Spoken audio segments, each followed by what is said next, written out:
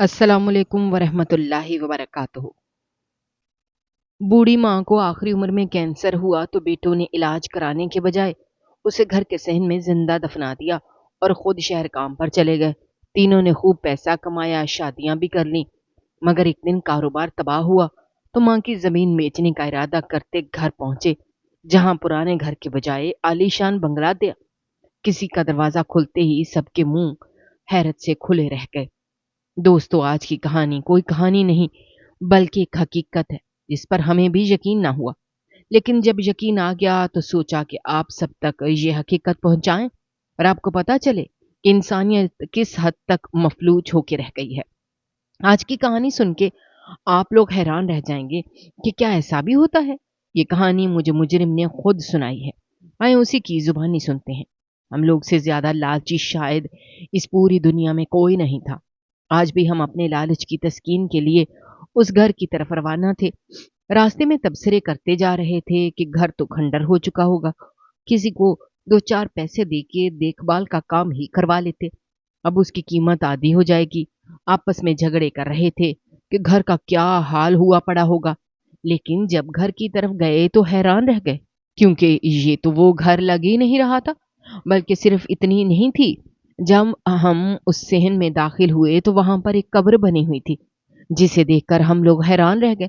लेकिन उसके कतबे पर जो लिखा था वो पढ़ के हमारी हालत गैर होने लगी। अभी ऐसा लगता था कि सांस बंद हो जाएगी, जब अचानक से किसी ने कंधे पर हाथ रखा तो बची खुची जान भी निकल गई, क्योंकि जिसको दफनाया था वही तो कब्र से बाहर निकलकर। मेरा नाम जावेद है, मेरे दो बड़े भाई थे, मैं सबसे छोटा था लेकिन सबसे ज्यादा बिगड़ा हुआ और लाडला भी था। मैं 12 साल का था जब मेरे वालिद साहब इस दुनिया से चले गए। उन्होंने अपनी बहुत बड़ी इंश्योरेंस करवाई थी, वो इंश्योरेंस के पैसे हमें ही मिलने थे। बाबा के मरने की खबर एक सन्नाटे की तरह हमारे वजूद पर छा गई थी। लेकिन रो धो के कुछ दिन गुजारने के बाद जब इंश्योरेंस कंपनी की तरफ से चेक आया तो हमारे घर में एक अलग ही माहौल बन गया।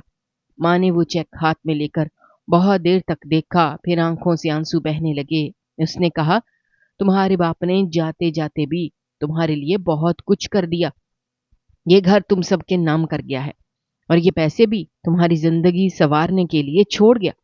माँ की आंखों में तशक्कुर था, उसकी आवाज में अकीदत थी, लेकिन हमें उस लम्हे उस तशक्कर का मफहूम समझ नहीं आया। शायद इसलिए कि शुक्र अदा करना हमारे खमीर में शामिल ही नहीं था।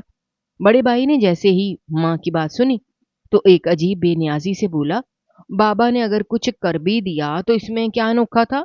हर बाप अपनी औलाद के लिए कुछ ना कुछ करता है, इसमें कौन सी अजमत है। माँ का चेहरा एक लम्हे के लिए सुन हो गया, जैसे किसी ने दिल पे चोट मारी हो। मगर उसने कुछ ना कहा, बस आंखें झुका लीं और वो चेक जिसे अभी थोड़ी देर पहले वो मोहब्बत से देख रही थी उसे तकिए के नीचे रख दिया। उस दिन के बाद से माँ खामोश हो गई थी। हम तीनों भाई अपने अपने कामों में लग गए थे। कोई ज्यादा नौकरी पेशा ना था, बस थोड़ा बहुत कारोबार था जिससे गुजारा हो जाता था। वो घर जो बाबा ने हमारे नाम किया था वो भी हमें कभी भाया नहीं था। गांव इतना पुराना और पसमानदा था और वहां कर ऐसा लगता जैसे हम वक्त के किसी अंधेरे गार में वापस चले गए हों। शहर के सुहाने ख्वाब आंखों में बसे थे, मगर हकीकत यही थी कि हम एक ऐसे इलाके में घर के मालिक थे जिसकी जमीन की कीमत पिछले 10 साल में 1 इंच भी नहीं बढ़ी थी। ना कोई स्कूल, ना कोई अस्पताल, ना बिजली का पक्का निजाम, ना सड़कें, बस धूल और खस्ता हाल दीवारें। और इन दीवारों के अंदर हमारी जिंदगी कैद थी। बाबा ने अगर वही घर हमारे नाम किया था तो इसमें हमें एहसान की खुशबू नहीं, सिर्फ गुर्बत की बू आती थी। उस घर को बेचकर भी कोई खास फायदा ना हुआ। उस पर कुछ लगाए बगैर कोई उसे खरीदने को तैयार भी नहीं था। ऐसे में हम तीनों भाई अक्सर सोचते कि अगर माँ ना होती तो हम कब के यहाँ से जा चुके होते। शहर जाकर कोई किराए का फ्लैट ले लेते, मेहनत करते, रोजी कमाते और शायद जिंदगी बेहतर गुजार लेते। मगर मसला ये था कि माँ को यहाँ अकेला छोड़ने का ख्याल किसी को भी अच्छा नहीं लगता था। वो बीमार जरूर थी, मगर इतनी भी नहीं कि बिस्तर से लग जाए। घर का हर काम सलीके से करती थी, हर वक्त किचन में कुछ न कुछ पकाती रहती थी। اور کبھی کبھی پرانے صندوقوں سے بابا کی چیزیں نکال کر آنکھوں میں آنسو لے آتی تھی۔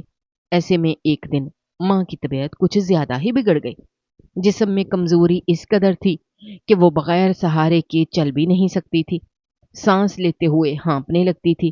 ہم نے سوچا کہ کچھ عام بیماری ہوگی، بخار یا کمزوری کی دوا سے ٹھیک ہو جائے گی، مگر جب 2 دن گزر گئے اور حالات مزید خراب ہو گئے تو چھوٹے بھائی نے ضد کی کہ ٹیسٹ کرائیں، جائیں شہر کے اسپتال لے گئے، جہاں ڈاکٹر نے مکمل چیک اپ کے بعد ہمیں الگ کمرے میں بلایا اور جو بتایا اس سے ہماری زمین نکل گئی۔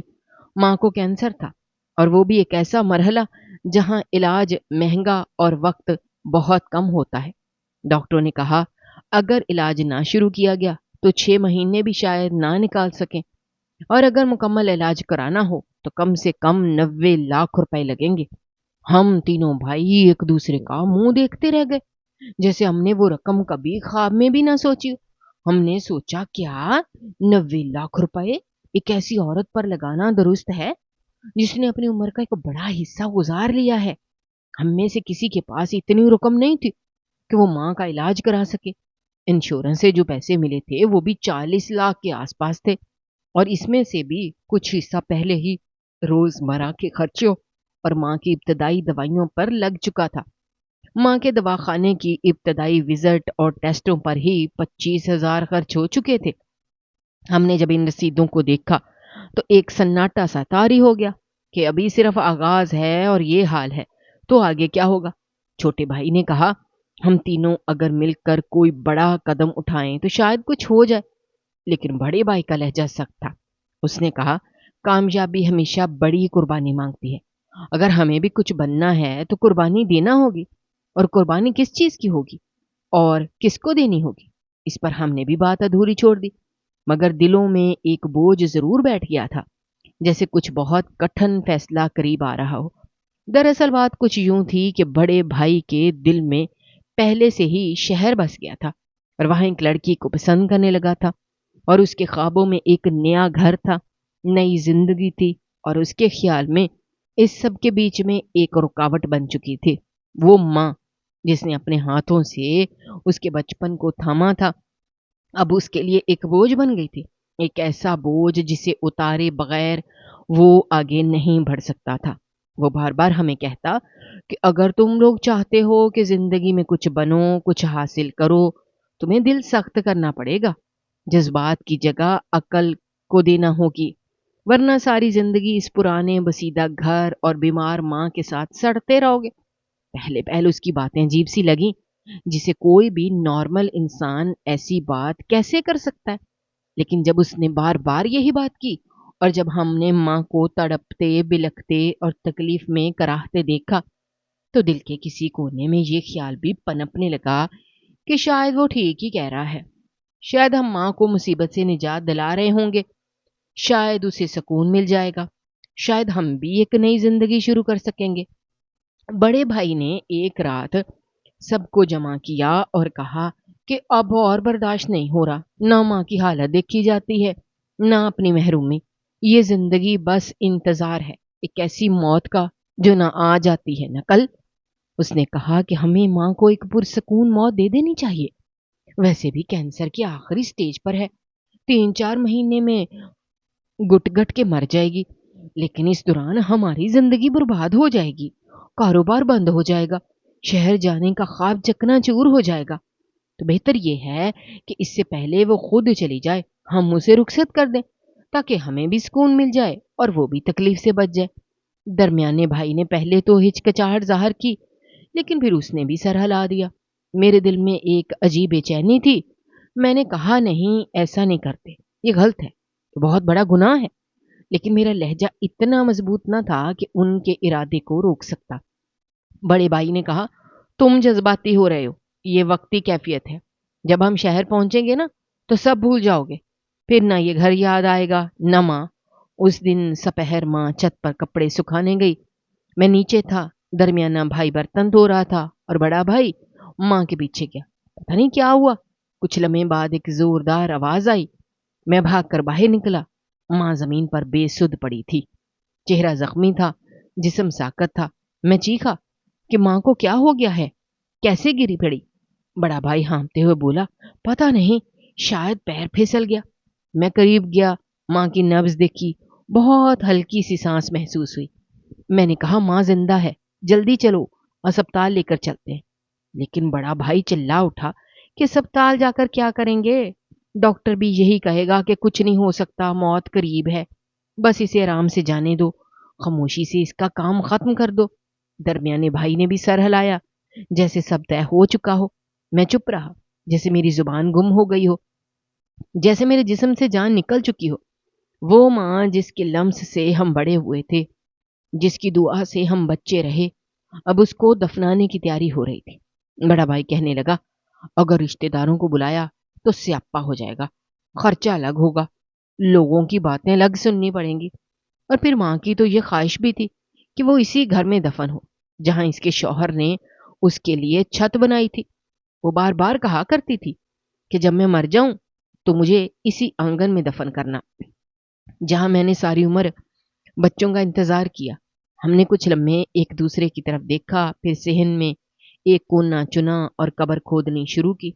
جب مٹی کی تہ ہٹ رہی تھی تب مجھے ہر جھونکے کے ساتھ ایسا لگتا تھا جیسے ماں کی سانس چل رہی ہے، جیسے وہ ہم سے کچھ کہنا چاہتی ہے، لیکن ہم نے کچھ نہ سنا۔ ہم نے اس کے چہرے پر سفید چادر ڈال دی اور اسے اس کچی قبر میں اتار دیا۔ میں نے ایک بار پھر کہا، ماں بھی زندہ ہے، دیکھو اس کے ہونٹ ہل رہے ہیں، وہ سانس لے رہی ہے۔ لیکن میرے بھائیوں نے کہا، یہ تمہارا وہم ہے، یہ تمہارا خوف ہے، تمہاری کمزوری ہے، چھوڑو اسے، اماں مر چکی ہے، یہ سب تمہاری آنکھوں کا دھوکہ ہے۔ اور ہم نے اپنی ماں کو زندہ دفنا دیا، نہ کسی کو بلایا، نہ کوئی رسم ادا کی، نہ کسی مولوی کو بلایا، بس قبر بند کر دی اور گھر کا دروازہ بند کر کے تالا لگا دیا، اور ہم تینوں شہر کی طرف روانہ ہو گئے۔ 2 4 دن دل بوجھل سا رہا، رات کو نیند نہ آتی تھی، ماں کی آواز کانوں میں گونجتی تھی، جیسے وہ پکار رہی ہو، جیسے اس کی آہیں اب بھی صحن کی مٹی میں قید ہو۔ لیکن جب شہر کی رونقیں دیکھیں، جب وہاں کی چکا چوند روشنیوں میں اپنے خوابوں کو حقیقت بنتے دیکھا، تو وہ بوجھ ہلکا ہونے لگا، وہ درد دھندلا ہونے لگا، وہ قبر اب یاد سے محو ہونے لگی۔ شاید یہی دنیا ہے، یہاں رشتے یادوں سے نہیں ہوتے، اور زندہ لوگ مرنے والوں کو بہت جلد بھول جاتے ہیں۔ بھائی نے جب پہلی بار شہر کی جس لڑکی کی بات کی تھی، اس وقت ہمیں اندازہ نہیں تھا کہ وہ صرف ایک لڑکی کی بات نہیں کر رہا، بلکہ ایک مکمل منصوبہ ترتیب دے چکا ہے۔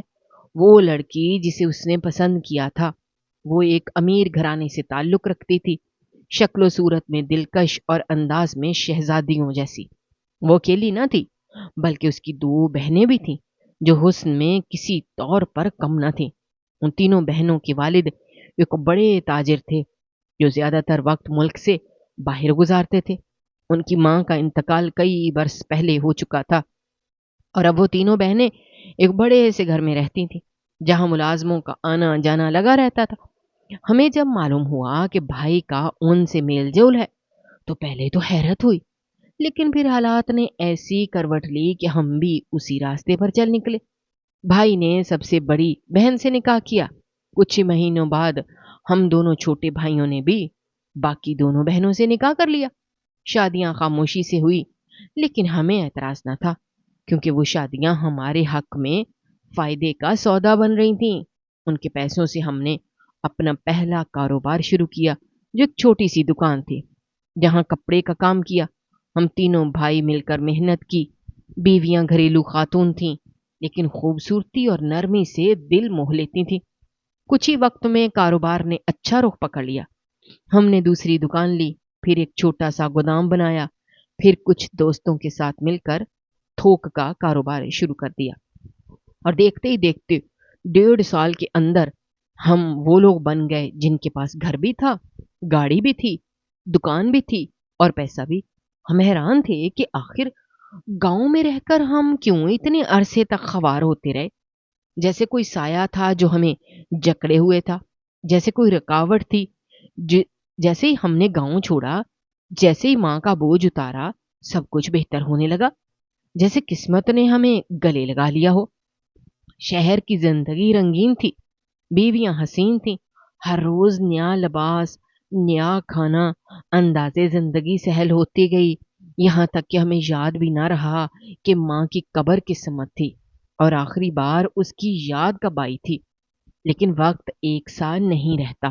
جس گھر میں ہم نے رہنا شروع کیا تھا وہ محل جیسا تھا، لیکن ایک دن اچانک انکشاف ہوا کہ وہ گھر لڑکیوں کا اپنا نہیں بلکہ ان کے کسی رشتہ دار کا ہے، جو اب واپس آ رہا ہے اور ہمیں فوری خالی کرنا ہوگا۔ پہلے تو ہمیں یقین ہی نہ آیا، لیکن جب قانونی نوٹس ملا تو ہم نے بے دلی سے وہ گھر چھوڑ دیا اور کرائے کے ایک چھوٹے سے فلیٹ میں آ گئے۔ 3 بیویاں، 3 شوہر، چھوٹا سا فلیٹ جہاں سانس لینا بھی دشوار لگنے لگا۔ وہ سہولتیں جو پہلے ہمیں حاصل تھیں اب ایک ایک کر کے چھننے لگیں، اور پھر جیسے بدقسمتی نے ہمارا پیچھا پکڑ لیا، کاروبار میں اچانک سے تنزلی شروع ہو گئی۔ کل تک جو گودام منافع دیتا تھا اب نقصان دینے لگا۔ وہ دکانیں جن پر رش ہوتا تھا اب خالی پڑی رہتی، گاہک آتے بھی تو بھی ہم میں سے کوئی ان سے بات کرنے کے موڈ میں نہ ہوتا۔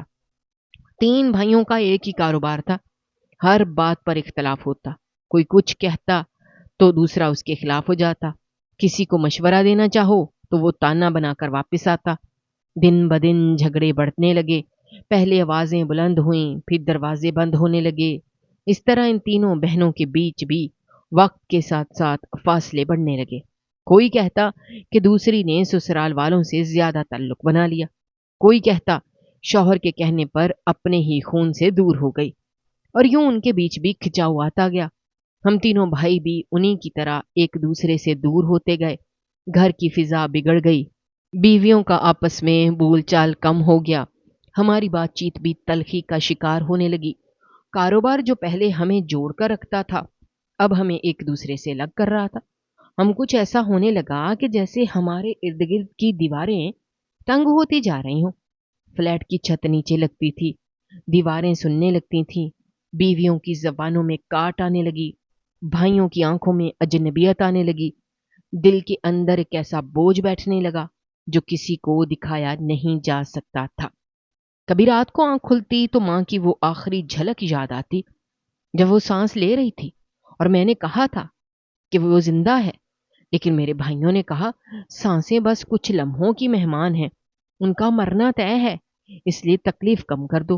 اور اب جب بھی کسی بیمار کو مرتے دیکھتا تو یوں لگتا ہے کہ شاید ماں بھی اسی تکلیف میں تھی، لیکن ہم نے اسے دفن کر دیا، زندہ دفن کر دیا۔ کبھی دل کرتا کہ چیخ چیخ کر بتا دوں کہ ہم سے بہت بڑی غلطی ہو گئی ہے، لیکن پھر دل کے اندر ایک خوف آ جاتا تھا کہ اگر یہ راز کھل گیا تو سب کچھ ختم ہو جائے گا، پھر وہ کاروبار بھی نہ بچے گا جو اب صرف کاغذوں میں باقی ہے، وہ عزت بھی ختم ہو جائے گی جو کبھی کسی کی نظروں میں تھی۔ پھر ایک دن بڑا بھائی جو کبھی سب سے مضبوط تھا وہ بھی ہار گیا۔ اس نے مجھے کہا لگتا ہے ماں کی بد دعا لگ گئی ہے، اس نے جو آخری نظر ہم پر ڈالی تھی وہی اب ہمیں جلا رہی ہے۔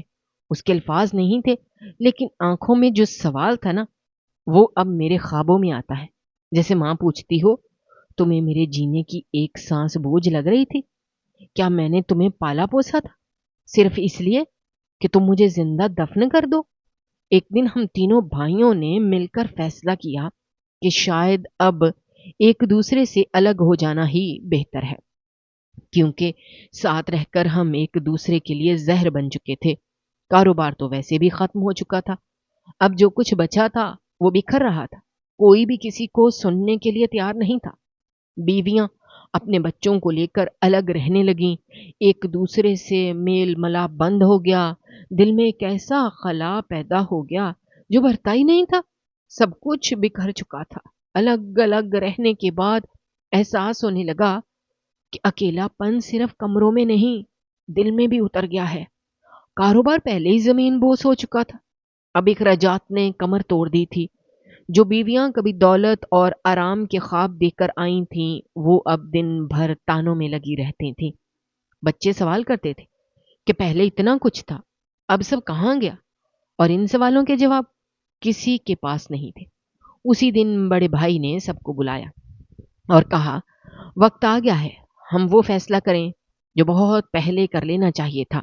گاؤں کی زمین اور پرانا گھر بیچ دیتے ہیں، پیسے آپس میں برابر میں تقسیم کریں گے اور اپنے اپنے راستے خود بنائیں گے۔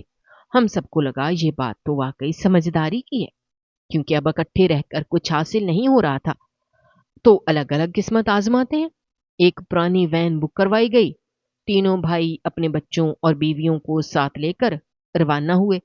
بیویوں کو کہا کہ تمہیں بھی گاؤں دکھاتے ہیں جہاں ہم پلے بڑے، کچھ یادیں تمہارے ساتھ بھی بانٹیں گے، شاید دل بھی ہلکا ہو جائے اور ساتھ میں تھوڑی سیر بھی ہو جائے گی۔ شہر کے شور سے نکل کر کھیتوں کی طرف سفر شروع ہوا۔ سب راستے بھر پرانی باتیں کرتے رہے، بچپن کے کھیل، بچپن کی لڑائیاں، وہ درخت جس پر چڑھ کر ماں بلاتی تھی تو بھی نیچے نہ اترتے تھے، وہ گلیاں جہاں کھیلتے ہوئے شام ہو جاتی تھی۔ باتوں باتوں میں ایک بھائی نے کہا، گھر تو کافی پرانا ہو گیا ہوگا، گندا بھی ہوگا، صفائی بھی کرنی پڑے گی۔ دوسرے نے کہا، یہاں تو کوئی ہوٹل بھی نہیں ہے، رات کہاں گزاریں گے؟ بڑے بھائی نے کہا، فکر نہ کرو، پہلے پہنچنے تو دو، کچھ نہ کچھ ہو جائے گا۔ جب گاڑی گاؤں کے قریب پہنچی تو سب کی نظریں کھڑکیوں سے باہر تھیں، ہر ایک کی آنکھ میں پرانی یادیں جھلک رہی تھیں، لیکن جیسے ہی اپنے گھر والی گلی میں مڑے تو سب کے چہرے پر الجھن آ گئی۔ ایک لمحے کو لگا جیسے ہم غلط جگہ آ گئے ہیں۔ یہاں تو وہ کچھ بھی نہیں تھا جو ہم یاد رکھتے تھے، چھوٹا سا مٹی کا گھر، پیپل کا درخت، وہ ٹوٹی چارپائی، سب کچھ غائب تھا۔ اب یہاں ایک بلند و بالا 3 منزلہ عمارت کھڑی تھی، جسے کسی نے زمین ہڑپ کر کے ایک نیا راج محل کھڑا کر دیا ہو۔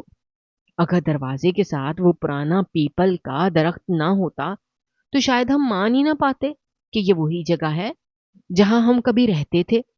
دل کی دھڑکن تیز ہو گئی۔ گاڑی سے اترے تو سب کی نظریں ایک دوسرے سے سوال کر رہی تھیں۔ گھر کا نقشہ بدل چکا تھا، دروازہ کھلا ہوا تھا، شاید کوئی اندر ہی تھا۔ ہم ہچکچاتے ہوئے اندر داخل ہوئے۔ جیسے ہی اندر قدم رکھا، سامنے کا منظر دیکھ کر دل کی دھڑکن ایک لمحے کو رک گئی۔ وہاں ایک قبر بنی ہوئی تھی، اور وہ بھی پکی قبر، سنگے مرمر کی سل رکھی گئی تھی جس پر الفاظ کندہ تھے، اور وہ الفاظ پڑھ کر سب کے قدم ڈگمگا گئے۔ لکھا تھا، یہاں میں نہیں، میرے تینوں بیٹے دفن ہیں۔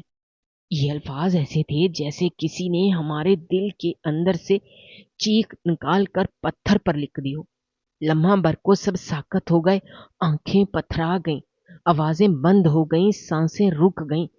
سمجھ نہیں آ رہا تھا کہ یہ کیا ہو رہا ہے۔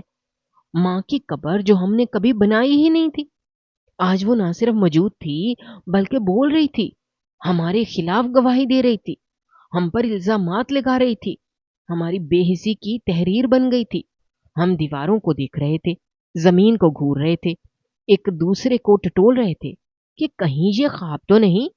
اتنے میں بڑے بھائی کے کاندھے پر کسی نے ہاتھ رکھا۔ جیسے ہی اس نے پلٹ کر دیکھا تو اس کے چہرے سے زندگی کا رنگ اڑ گیا، بچا کھچا ہوش بھی جاتا رہا۔ ہم سب حیرت سے اسے دیکھ رہے تھے کہ وہ کس کو دیکھ رہا ہے، لیکن اس کے چہرے پر خوف اور حیرت کی ملی جلی پرچھائیاں ہمیں بتا رہی تھیں کہ جو کچھ ہونے والا ہے وہ ہماری سوچ سے کہیں زیادہ بڑا ہے۔ اب آپ اگلی کمانڈ دیں۔ جب ہم نے اس شخص کی طرف دیکھا جو بڑے بھائی کے کندھے پر ہاتھ رکھے کھڑا تھا، وہ کوئی اور نہیں بلکہ ہماری ماں کا بیٹا منیب تھا، جس کے بارے میں ہمیں بس اتنا پتا تھا کہ ہماری ماں کی پہلی شادی ہوئی تھی اور وہ بیوہ ہونے کے بعد ہمارے بابا سے بیاہی گئی تھی۔ منیب ان کا پہلا بیٹا تھا، لیکن بچپن میں ہی ان کے سسرالی رشتے داروں نے زبردستی ماں سے منیب کو چھین لیا تھا اور وہیں پل بڑھ کر کہیں گم سا ہو گیا تھا۔ ہم نے کبھی اس بارے میں تفصیل جاننے کی کوشش ہی نہیں کی تھی، کیونکہ ماں نے بھی اس دکھ کو چھپانے کی بہت کوشش کی تھی، اور ہمیں بھی کبھی اہمیت نہیں دی کہ اس بات کے پیچھے کوئی گہرا درد یا حقیقت ہو سکتی ہے۔ ہم نے یہ سوچ کر دل کو بہلا لیا تھا کہ منیب کی کہانی بس ایک ادھوری یاد ہے، ایک پرانی کہانی جس کا انجام کبھی نہیں ملنا۔ لیکن آج وہ کہانی ہمارے سامنے جیتی جاگتی حقیقت بن کر کھڑی تھی۔ منیب نے بڑے اعتماد سے بڑے بھائی کی طرف دیکھا اور کہا، جی ہاں، یہ وہی زمین ہے جہاں میں پیدا ہوا تھا اور جسے تم لوگوں نے میری ماں سمیت مٹی میں دفنا دیا تھا۔ تم لوگوں نے صرف زمین پر نہیں قبضہ کیا بلکہ ایک ماں کی سانسوں کو بھی دبا دیا تھا، لیکن قدرت نے تمہاری بے حسی کا جواب میرے ہاتھوں سے دینا لکھا تھا۔ بڑے بھائی نے جیسے ہی اس کا مذاق اڑاتے ہوئے کہا، تو ہے جس نے ہماری زمین پر قبضہ کیا اور ہماری ماں کی قبر پر یہ جھوٹ لکھوایا؟ تو منیب نے سنجیدگی سے کہا، یہ کوئی جھوٹ نہیں ہے، یہ سچ ہے۔ جو تم لوگوں نے کیا وہ میں نے پتھر پر لکھ دیا تاکہ دنیا دیکھے کہ خون کے رشتے جب بے حس ہو جائیں تو مٹی کیسے چیخنے لگتی ہے۔ اسی لمحے پیچھے سے قدموں کی آہٹ آئی اور ہم سب نے پلٹ کر دیکھا تو ہماری آنکھیں حیرت سے پھٹنے کو ہو گئیں۔ سامنے ماں کھڑی تھی، وہی ماں جس کو ہم نے کینسر کا مریض سمجھ کر زندہ دفن کر دیا تھا، وہی ماں جو ہمارے ہاتھوں میں تڑپتی رہی اور ہم نے اسے اسپتال لے جانے کے بجائے اپنے ضمیر کے قبرستان میں دفن کر دیا۔ وہی ماں اب ہمارے سامنے کھڑی تھی، تندرست، خوبصورت اور مطمئن۔ اس کے چہرے پر نہ کوئی نفرت تھی نہ غصہ، بس ایک عجیب سی بے نیازی تھی جو ہمارے سینے میں کانٹے کی طرح چبھ رہی تھی۔ ماں نے نرمی سے کہا، تم لوگ مجھے مرا سمجھ کر چلے گئے تھے، لیکن اس وقت منیب واپس آیا، وہ مجھ سے ملنے آیا تھا۔ اس نے جب میری حالت دیکھی تو مجھے قبر سے نکالا، ہسپتال لے گیا، مہینوں علاج کروایا اور موت سے چھین کر واپس زندگی میں لایا۔ پھر میں نے فیصلہ کیا کہ جس بیٹے نے ماں کو زندہ دفن کیا، اس سے بہتر وہ بیٹا ہے جو ماں کو موت کے منہ سے نکال لایا۔ میں نے ساری جائیداد، ساری زمین، سب کچھ منیب کے نام کر دیا اور آج میں اس کے ساتھ ہوں، اس کے بچوں کے ساتھ رہتی ہوں جو مجھے نانی کہتے ہیں۔ تم لوگ یہاں کیا لینے آئے ہو؟ جاؤ واپس چلے جاؤ۔ ہمارے بڑی بھائی کو ابھی بھی غصہ تھا۔ اس نے کہا، آپ کون ہوتی ہیں ہماری جائیداد کسی کے نام کرنے والی؟ یہ ہمارا حق ہے، یہ ہمارا حصہ ہے، یہ ہمارے باپ کا گھر ہے۔ اس پر ماں نے ایک زوردار تھپڑ مارا اور کہا، باپ کا گھر تو وہ ہوتا ہے جہاں بیٹے ماں کو دفن کرنے کے بجائے بچاتے ہیں۔ جس گھر میں اولاد بے رحم ہو وہاں دیواریں بھی روتی ہیں۔ منیب بھی خاموش نہ رہا، اس نے بھی آگے بڑھ کر بڑے بھائی کو تھپڑ مارے اور کہا، اب بتا، تجھے اپنی زمین عزیز ہے یا اپنی ماں کی جان جو تو نے خود اسے قبر میں دھکیل دیا؟ ہم سب ساکت ہو گئے۔ ہم نے پہلی بار اپنی زندگی میں اپنی ماں کے چہرے پر وہ جذبات دیکھے جو کبھی نہ دیکھے تھے، درد، غصہ، بے بسی اور ایک گہری مایوسی۔ ماں نے ہمیں دھتکار دیا اور کہا، اگر میں چاہوں تو پولیس کو بلوا لوں، کیونکہ تم لوگوں نے مجھ پر قاتلانہ حملہ کیا تھا۔ میں نے تمہیں زندہ چھوڑ دیا کیونکہ تمہاری پیدائش کی ماں ہوں، لیکن تم لوگوں کے لیے اب کچھ بھی نہیں ہے۔ تم لوگوں نے اپنی ماں کو دفنایا اور آج وہ ماں تمہیں اپنی زندگی سے نکال رہی ہے۔ جاؤ یہاں سے، دفع ہو جاؤ، ورنہ قانون کو یاد دلاؤں گی کہ کیسے تم لوگوں نے مجھ پر ظلم کیا تھا۔ منیب نے ہماری طرف طنزیہ ہنسی سے دیکھا اور کہا، ہاں بلاؤ پولیس، تمہیں لگتا ہے کہ تم بچ جاؤ گے؟ یہ زمین اب میری ہے، میں ہوں اس علاقے کا ASI۔ تم نے جو کیا وہ میرے پاس ریکارڈ ہے، میں تمہیں جیل کی ہوا کھلوا دوں گا۔ جب یہ سنا تو ہماری ٹانگیں کانپنے لگیں، آنکھوں سے شرمندگی بہنے لگی، زبانیں گنگ ہو گئیں، ماں کے قدموں میں گرنے کی ہمت بھی نہ رہی۔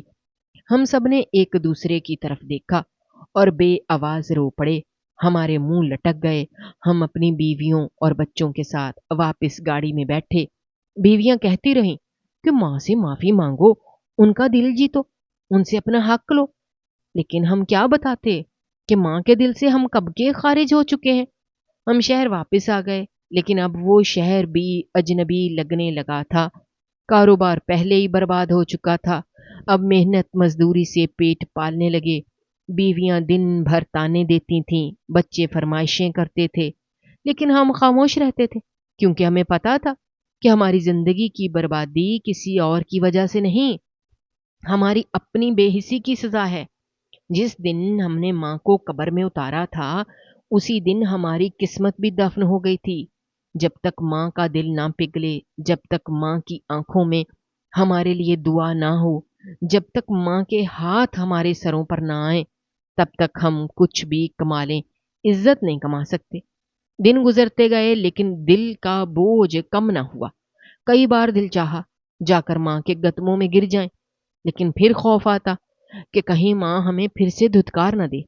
آج بھی ہم اسی محلے میں کرائے کے چھوٹے سے مکان میں رہتے ہیں، کام کرتے ہیں، کھانا کھاتے ہیں، جیتے ہیں، لیکن صرف اس لیے کہ شاید کبھی ماں کا دل پگھلے اور وہ ہمیں معاف کر دے۔ تبھی ہماری زندگی کا سکون واپس آئے گا۔ سبق یہ ہے کہ دنیا کی کوئی دولت ماں کی دعا سے بڑی نہیں ہے۔ ماں کے قدموں تلے جنت صرف ایک حدیث نہیں بلکہ ایک حقیقت ہے، جسے جس نے سمجھا اس نے دنیا بھی جیت لی اور آخرت بھی۔ ہم نے ماں کی آنکھوں میں آنسو دیکھے تھے، لیکن ان آنسوؤں کے بدلے ہمیں کبھی سکون نہ ملا اور شاید نہ کبھی ملے گا، کیونکہ ماں کا دل ٹوٹ جائے تو دنیا کی ساری مرمتیں بھی اسے جوڑ نہیں سکتی۔ ماں اس ہستی کا نام ہے جس کے قدموں تلے جنت ہے، جو راتوں کو جاگ کر اولاد کی نیند کی حفاظت کرتی ہے، جو بھوکی رہ کر بچوں کا پیٹ بھرتی ہے، جو اپنے دکھ چھپا کر صرف خوشی دیتی ہے۔ مگر ہم اکثر اسی ہستی کو نظر انداز کرتے ہیں، اس کی قربانیوں کو بھول جاتے ہیں۔ اللہ بھی اپنی محبت کو ماں کی محبت سے تشبیہ دیتا ہے، فرماتا ہے کہ میں اپنے بندے سے 70 ماؤں سے زیادہ محبت کرتا ہوں۔ یہ تشبیہ کافی ہے ماں کے مقام کو سمجھنے کے لیے۔ ہم نے اپنی ماں کو صرف ایک بیماری کی وجہ سے، ایک کمزوری کی وجہ سے مرنے کے لیے چھوڑ دیا، صرف اس لیے کہ وہ بوجھ لگنے لگی تھی۔ وہ ماں جو ہر مشکل میں ہمارے ساتھ کھڑی رہی، جو ہمارے لیے دعائیں کرتی تھی، جس کے ہاتھوں میں برکت تھی، اسی کو ہم نے قبر میں اتار کر بھول جانا چاہا۔ مگر قدرت نے اس ماں کو ایک ایسے بیٹے کے ذریعے بچا لیا جسے کبھی اپنوں سے جدا کر دیا گیا تھا، جسے ماں کی گود چھیننے کا دکھ سہنا پڑا تھا، مگر اس نے بدلہ لینے کے بجائے خدمت کی، محبت کی، وفا کی۔ ہم شرمندہ ہیں، مگر اب الفاظ بھی کافی نہیں ہے، معافیاں بھی کم ہیں۔ ماں کی ناراضگی وہ عذاب ہے جو نہ دنیا میں سکون دیتی ہے نہ آخرت میں نجات۔ ہماری کہانی سبق ہے ہر بیٹے کے لیے کہ کبھی بھی اس ہستی کو مت چھوڑو جس نے تمہیں جنم دیا، پالا، تمہارے لیے دنیا سے لڑتی رہی۔ اگر زندگی میں کچھ اچھا چاہتے ہو تو ماں کی خدمت کرو، اس کے قدم چومو، اس کی دعائیں لو، ورنہ ایک دن ایسا بھی آ سکتا ہے کہ جب پچھتاوے کے سوا کچھ باقی نہ بچے۔